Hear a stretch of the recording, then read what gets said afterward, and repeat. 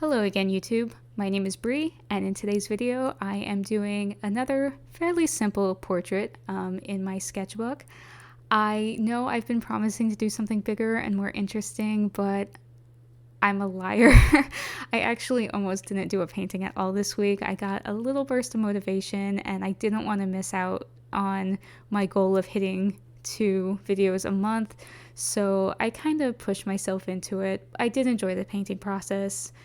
This one was pretty quick. It was under 3 hours, but it's been a really rough week, and I don't really want to say art blocked because it really isn't art. It's everything right now. I've been doing, I don't know. Let's just take the short answer. It's been a really rough week. It was a really rough week last week, and I'm still recovering from that. So yeah, I wanted to do something more, but today is not that day. I literally painted this today. It's a last minute thing. I will do more in the future. I promise. I've been saying that for a while. I'm starting to feel guilty. But in any case, oh, okay, this is starting really awkwardly. Maybe I should just speak to it. So this actually covers it with this whole spread because, as you may know if you've been following me for a little bit, one of my defaults when I'm really stressed out or feeling like I don't have control over my situation is to typically draw like the portrait on the left where it's a person who is being grabbed or held in place or controlled by hands. That's just kind of one of my, I guess, go-to motifs. But I'm kind of in that situation again where I'm under a lot of stress, and I didn't want to do that side by side, so I went with one of my kind of dead-eyed boys, I guess, sad boys. So the reasons behind it, this week was just a rough week in general. It started out with a vet appointment, and then I went to my cat, who you might hear her eating in the background because she has fantastic timing. Maggie is almost 15. She turns 15 in a couple weeks, and last year she was diagnosed with chronic kidney disease. So I bring her to get fluids every week at the vet because we haven't been able to give them to her at home for various reasons. But last week they noticed she was looking a little pale, and they wanted to run some additional testing, and they found out that her numbers have gotten a bit worse. And she's anemic. So we're trying her on a new treatment. So far, she seems to be taking to it pretty well, but it was a few very, very stressful days waiting for those results and discussing the treatment options. Just because, all treatments have side effects, and you always have to, understand what the options are, but know that things might not go well. So far, her injections she seems to be taking them very well, and we're going to get her blood tested again later this week after she's been on the injections for about a week and see how she's been responding, and hopefully we'll get good news and she has many happy years left with us because she's my baby. So then I also had to go back to the dentist. So I had fillings done, and I guess I've heard this before that people who are hypermobile, I don't know how to pronounce words, tend to be a little resistant to local anesthetics. So apparently I am a little resistant to local anesthetics. So I ended up being at the dentist for 2 hours to get 2 teeth with fillings, one of which is a baby tooth because I still have a baby tooth. They're not meant to last this long. And then because of that, I was just really, really swollen from all the bonus injections. And then I had to go back a few days later because when I went to floss that night, the floss was just shredding from where they put the fillings in. So just a lot of appointments this week, a lot of running out last week. It was last week. And I was exhausted both from that and the stress of everything else. So that is why I felt the need to draw sad boys. I am doing better. Having Maggie responding well to treatment so far has definitely taken a major weight off, and not having swollen gums anymore is also helping because it's easier to eat, and I love food. food is how I deal with sad stuff. So it was bad timing.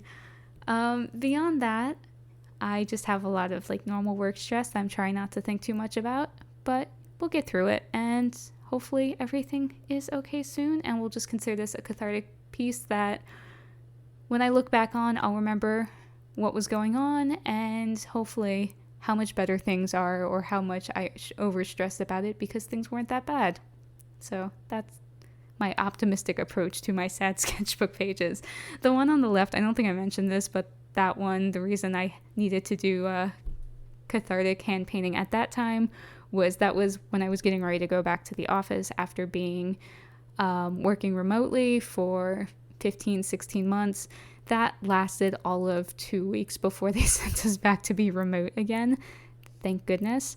So yeah, it's just an amusing checkpoint of, well, that didn't work out, and I stressed for pretty much nothing. I mean, it's not nothing, but it is what it is. So now that you've heard me ramble on about stuff, and sorry for bringing up sad topics, otherwise, yeah, this is the sketchbook made by my friend Spofgh, and it's the green tinted paper, which I really love. Plus, it's kind of in the middle, so it's easy to open this one and keep it flat while I'm filming. The palette is my Schmincke palette, and now that I'm reviewing this footage, I remember why I usually don't show it on camera, because you could see how filthy it is. And yes, if you're noticing, that is paper stuck to a couple of those pans. Maybe you didn't notice before, and now you do. But I got this discounted. Schmincke palettes are very expensive. This one was a little dented, had some, I don't know if they knew the paper was going to stick, but I got it at a good price, so I can't complain about it, because I definitely did not pay anywhere near close to retail on this. So I can't complain too much, and I absolutely love these paints. And the paper mostly comes off when you work with it a lot. So yeah, the white one that you could see the paper stuck to, I don't really use the white watercolor. It's not an issue.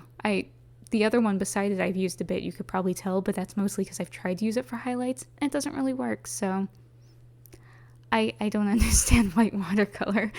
Maybe if I tried to do more pastel stuff, but I don't. Plus, you have the white of the paper. I know some people use it. I just don't. So, yeah, this painting was pretty quick. Like I said, waited to the last minute. So I started this after our vet appointment today and had to have it finished in plenty of time to get called into work routinely on my day off, and also edit the video and record this voiceover. So I think the filming time was just under 3 hours, and naturally it's much sped up because it would be very boring otherwise. But I would definitely like to start working on some bigger pieces soon. I want to do more with my paintings, both in terms of spending more time working details and building up layers on portraits, doing more of the figure and still having a nice big face to work with, which requires painting larger, and also working in backgrounds. I'm not unhappy with these little things. I love sketching stuff like this. I think I'm ready to do more and really push myself.